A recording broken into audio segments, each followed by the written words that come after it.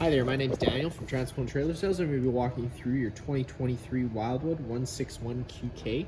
We're just going to start off the back of the trailer. If you do notice, you are pre-wired for an observation camera, as well as a lip-rig stair system to get up to your roof. If you're interested in any of those, you just have to talk to our parts department about that. Also, in the back of the unit, you do have this nice little storage compartment, as well as a spare tire. In the corner, in the back bumper here, if you just pull this cap off, you will notice that you do have a sewer hose in here. Take note of those two ears that are on it. Take note of these two ears that are on it. Those are going to be the same two ears that hook up to your sewer outlet, which I'll show you in a second. We just keep this in the back bumper here, keep the stench out of the unit. In this corner of the trailer, as well as all four corners of the trailer, you are going to find stabilizer jacks. The way those works is you're just going to hook up the tool to the bolt, run these down to the ground, give it another 1/8 turn just to snug it up, and it's just going to take any bounce or sway you see we have in the unit right now away. And you have a cable satellite inlet at this corner. Come a little further forward, you do have your city water connection as well as your black tank flush. The way that city water connection works is if you're out of site with service, you can just plug a garden hose into here, turn on the water, it's going to pressurize your lines without needing to run your pump. And the black tank flush with your sewer connected and open, let's say you're getting reading on the monitor panel, you know for a fact it's empty, that's just technically debris hanging between the probes. So you just hook a garden hose up to here with your sewer connected and open, turn on that water, and it is just going to rinse out that tank, trying to get that debris out of there, as well as taking a little bit of the smell away. Behind this panel here is just your service port for your hot water heater. If you open that up, I'm going to go over a reset procedure inside. The button I refer to is just right here. Also on back here is just your 1 6/8" drain bolt. So if you're ever going to drain the unit for the season or whatever, that is where you do so. And then you also, whenever you get to your campsite for the first time, you are just going to want to give that pressure relief valve a pull, where you should get a shot of water that comes out. With there being no water coming out, the unit is just winterized right now, so you wouldn't want to go firing up that water heater whenever that tank's empty, because you do run the risk of burning out your probes. Right down from there, we do have your sewer outlet. The way that works is you just take this cap, pull that off. You'll pull that off. You got the same ears on your sewer hose as you do on here. They just line up with those notches there. You lock that into place. You got your black valve and your gray valve. Your black valve is going to be your dirtiest water filled from your toilets, so you're going to want to empty that first. Then you can follow behind that with your gray water, which is technically your cleaner water, which is filled from your sinks and your showers. And then right next to that, you have your low point drains. So let's say you want to drain the water out of the lines for the season, or you don't want the water going stale or stagnant. You just take these caps off. It is just going to drain all the water that's inside these lines out. And just one more cap right here. It would be your fresh water drain. Take that off, and it will drain your fresh tank. And then if you just come up here, you will notice that this is your power cord. You just line that notch on this plug end with this notch on the trailer, and it should plug into place. Give it that 1/8 turn to lock it in, and then you got that threaded collar to really lock it down. Follow that back, you do have your standard 30-amp plug end. Most campsites should have this, so you can plug right on in, but if they don't, we do include a 15-amp park adapter. That also works if you're at home and you're wanting to run your fridge. Just keep in mind, you are going down to 15 amps of power, so you can't run something like your air conditioner. You do have a blue light and a red light on this plug. The blue light is just telling you have a good power source. If that red light were to be on, it's telling you you have a bad power source, so that would be something I would look into. Right here, you do have your fresh water fill connection, so that's just going to fill your fresh water tank. And right below that is just your exterior shower.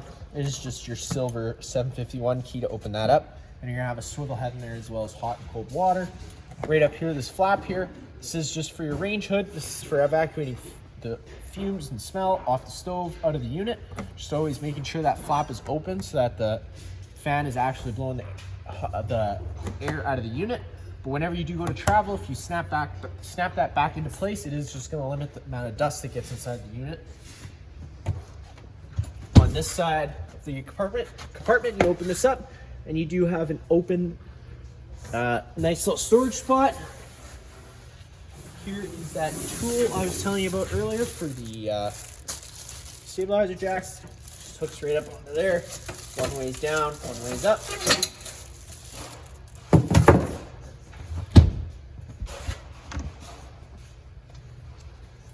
At the front of the unit, you have this little black box. That's going to be your battery box.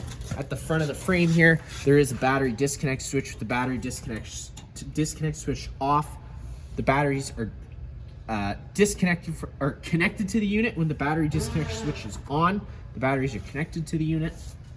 And then you just got your standard barbecue style propane tank. Just open that up to open the flow to the unit. And then you just have your standard tongue jack. One way's up, the other way's down.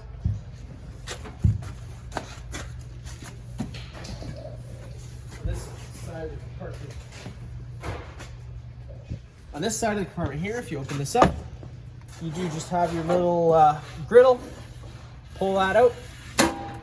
It's going to give you access to this propane hose here. Just take a note, this is the little dust cap that we keep on there. Just feeding that behind the stove, the little griddle. Comes underneath the trailer and does just connect to this little propane quick connect. So pulling that dust cap off, it is going to allow you to push that collar back and push the hose in, and that locks into place. And then you can open your flow of propane, and then you'll be able to light your griddle from there. So if you just turn that, sometimes it can take a few minutes just to clear all the air out of the lines. And there you go. The stove is lit, and you have your griddle on. Just turning that off, turn it off. Now, with that, whenever the flow is open, it isn't going to allow you to undo that collar just for safety precautions. So you do have to close that, and it'll allow you to then disconnect the line, putting the dust cap back on each end, sealing that away. And then to close it on up, it just works pretty simply. Just tuck that hose back into the back of the, close that up.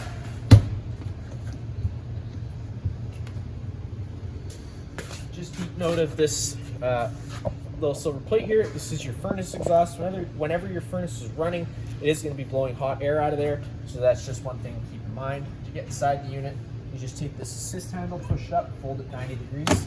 It's going to lock into place. Open up your door. You get your stairs down. Now, one thing I will note that whenever you are running your awning, just being mindful of how you have this door, because if you have it all the way open, it is going to make contact with the door and you run the risk of doing some damage. So always just making sure your door is at 90 degrees whenever you run this awning, just to make sure you don't scratch or bend anything. You got your one light switch on the left that does your awning light, and you have this light switch here. This is the only light that is going to operate. It's just a little entrance light. The rest of the lights are just on their own set of push buttons inside this unit. Now if you take this button and you push it down, the awning's going to start making its way out. You know, you're going to know that awning's fully extended when you see the back of the metal tube and the little flap hang down. Unfortunately, we're not going to be able to get there today, but I will show you that if it does start raining, you can take any arm, front or rear, just pull it down, and you can change the pitch of that awning head just by pulling it down, allowing water to then run off. Now if you do like that angle better because it allows for more shade underneath the awning, you can do the same thing with the front arm, just always making sure you remember to push those arms back to straight whenever you bring your awning back in.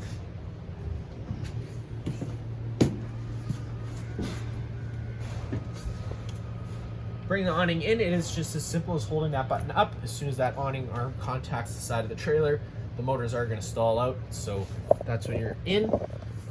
And then you have your monitor panel system, so you got the water pump switch on the left. Right beside that is your water heater light. If you turn that water heater on, this DSI fault light's going to come on. The water heater is going to try lighting itself 3 times. If on the 3rd try it doesn't light, this DSI fault light's going to stay on. So at that point, you do have to turn the switch off. Go to that service port I told you about, hit that black button, then you can come back in and try turning it back on, and it should light the 2nd time. And then you just have your monitor panel, so you got battery, just goes low, fair, good, and charging. And then you got your fresh, your black, and your gray, and that goes empty, 1/3, 2/3, and then full. And then right beside that is just your solar controller. There's not much that's really going to tell you. There's no batteries inside the unit, so it's not going to let you change your battery type.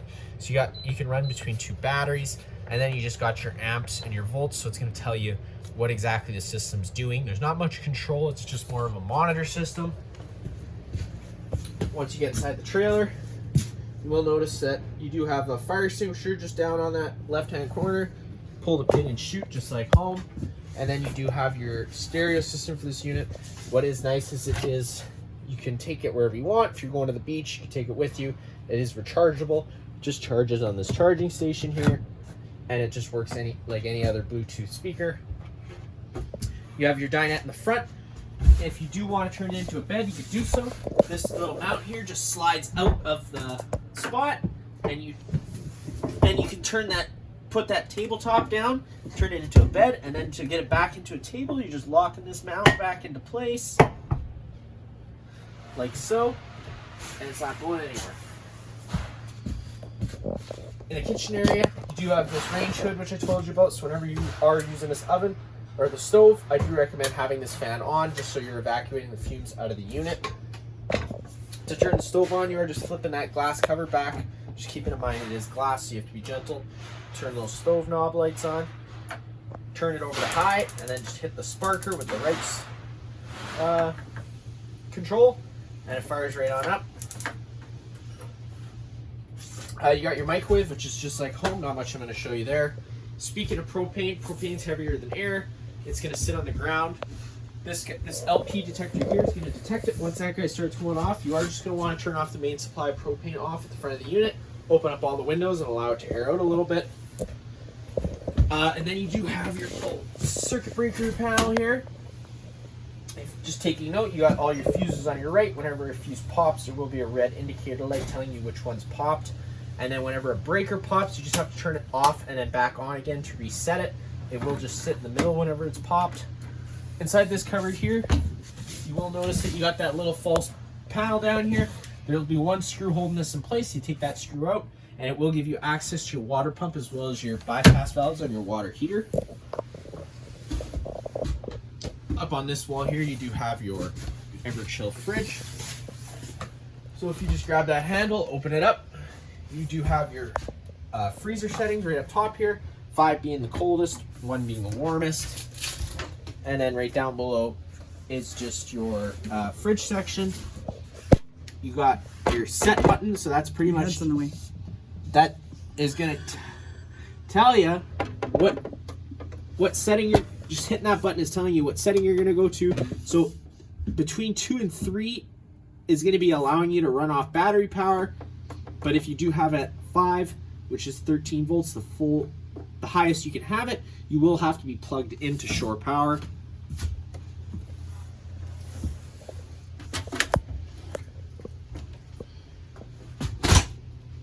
On the wall here just is your thermostat, as well as your TV backer, and then you do have your coax plug-in as well as 2 120 plug-ins. To operate that thermostat, the first time you hit it, it's just going to illuminate itself. Hit it again, and you're going to go into fan low. So at this point, you're just going to be moving around with moving air around with the fan and the air conditioner. No cooling involved. Same thing, but on a high fan, and now you get to cool high. So now the actual air conditioner takes into effect, and now you get to cool low, which is just the same thing on a low fan. Now you get into the auto system. So the auto system just becomes an on-demand system, so it'll kick in and out as needed. And then you just get over to heat. And that's just going to turn the furnace on. The furnace does move all its air through a single portal, which is right behind me here on the ground. It moves all its air through there. So if you would want to move some of that heat to the bedroom, I do recommend getting a fan. Once you get inside the bathroom, light switch is just on its own center push button again. You got your shower on one side, and then you do have your sink and your toilet on the other. And also on this wall, you do have your main GFI plug. If you ever have a plug that doesn't work, this would be the first thing I'd check. So you do have reset in the middle and test on the left. Whenever that yellow light on is just telling you that there was a problem. So you just hit that reset button, and it resets it, and you should have power back to those plugs again.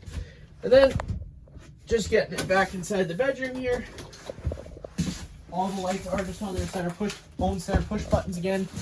You do have your TV backer on this wall here, and then you do have your main antenna source right here. So whenever that button is pressed down and that green light's on, it's just turning the antenna on the roof on. All the blinds in the unit do work the same, just kind of sit where you leave them. So if you pull that blind down, it's going to stay there. Push it up, it's going to stay up, or you can just have it all the way down.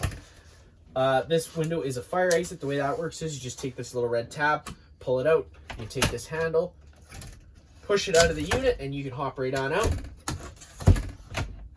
You do have 110 plugs and USB plugins on both sides of the bed, and then lifting up the foot of the bed, lifting up that mattress, you can get access to that rear storage compartment underneath your bed. So if you were wanting to keep blankets under there, you could.